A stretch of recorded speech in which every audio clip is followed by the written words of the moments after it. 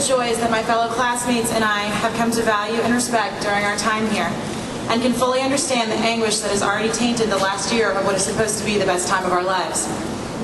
Looking at the year ahead, we were eager to get back to campus to take part in time-honored traditions like convocation, pumpkin parade, never-ending weekend, senior dinner dance, daisy chain, and commencement. Today we are here to celebrate our history and to share with you why women's colleges are valid in today's world. We have failed in our job to make our name known and to have our voices heard. We have failed to fully communicate why this place is such a valuable and sustainable environment. We have failed to tell the world why a women's college. Today and forever, we will tell the world. I'd like to read a letter from an alumna that I received just this morning. She wrote to say, as much as I would like to believe that women are thought of equally in regard to skill, ability, authoritative positions, etc., we are not. Before Randy Mack, I came from a co-ed institution, and after Randy Mack, I returned to a co-ed institution. Now I'm in a male-dominated profession, and I fight daily to prove that I deserve to be standing next to my male peers. While those who know me believe that I'm qualified and thus deserving of my position, the initial perception of many is that I was hired because I'm a woman to make EEO quotas. Is this not alarming? Where best can we equip women to stand up to these issues and pressures? I'll tell you where. Randolph-Macon Women's College.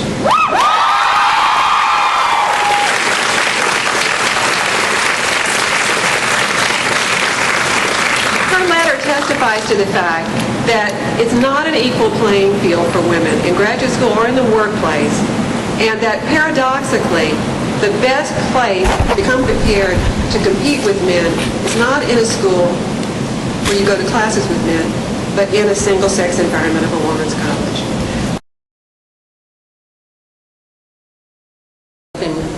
We are being rushed into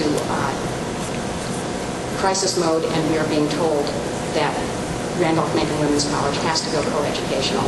Basically, all of the condescending comments on the official webpage tell us, let's be honest,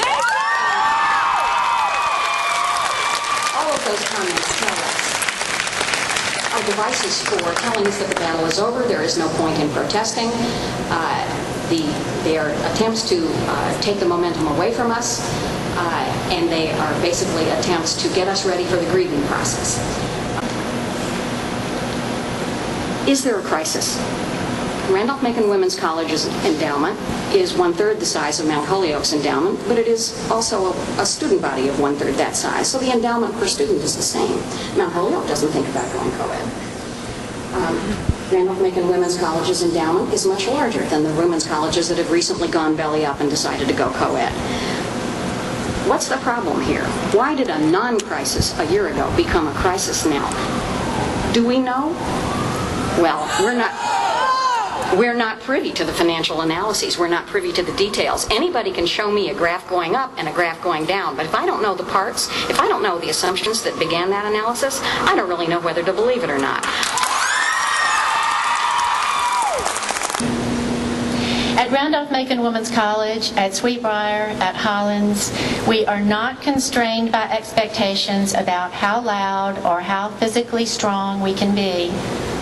Here, we can fill Smith Hall Theater with rowdy chants and physical exuberance. Here, we can be ourselves as loud as we like, as strong as we are. We are women. Hear us roar.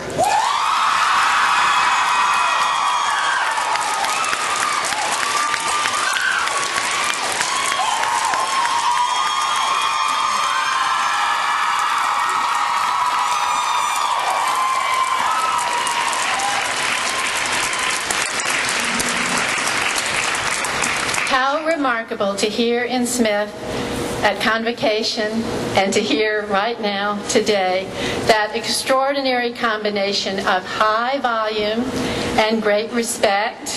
If you'll forgive an irresistible pun, nothing but treble.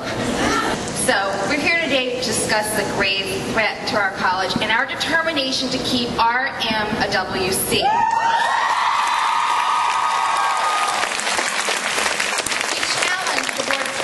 To release release all financial data and the full evidence behind the charts and graphs that were used to make the case to go co-ed. What the board has presented publicly so far does not make sense to us. We question the validity of the assumptions used. If there is such a compelling case, as the board has said, then we urge the trustees to share with the rest of the Macon family all the information. We are told that the capital campaign raised $100 million.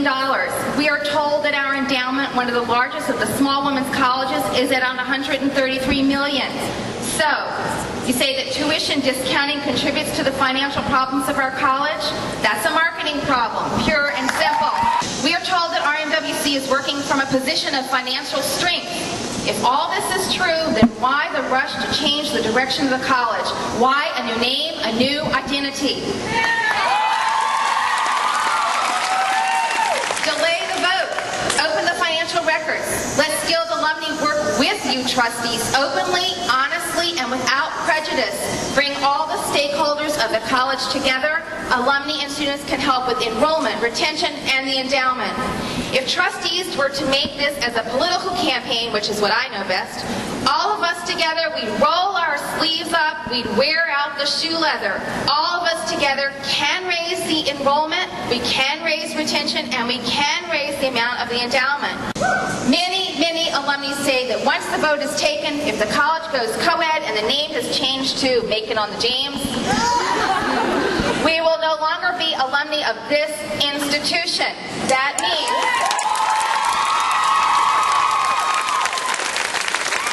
to me and many like me, that means very definitely no more money, no more money. You say that in 2 years alumni will return to the fold. We say you're using faulty assumptions. We will not return. We will not contribute to a college that turns its back on its core mission. We challenge you, board, to make a plan to use the majority of us 13,000 alumni to increase enrollment, retention, and the endowment.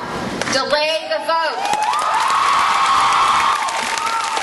Share the information that has compelled you to believe that going co-ed is the only option. Listen to us when we bring our proposal to you Friday night. Show us that communication is a two-way street. Listen to us, work openly with us, and discuss the proposals with us. At this point, since we have seen little data and only the recommendations of your planning firm, we cannot come to the same conclusion that you have reached. We cannot conclude that R-MWC must go co-ed to survive. We believe that together as true partners, students, alumni, staff, faculty, and board, we can recommit R-MWC to its 115-year-old mission to educate women in a college called Randolph-Macon.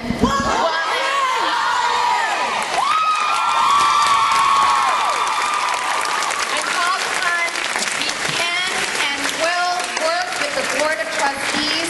Here and now, let wisdom rise.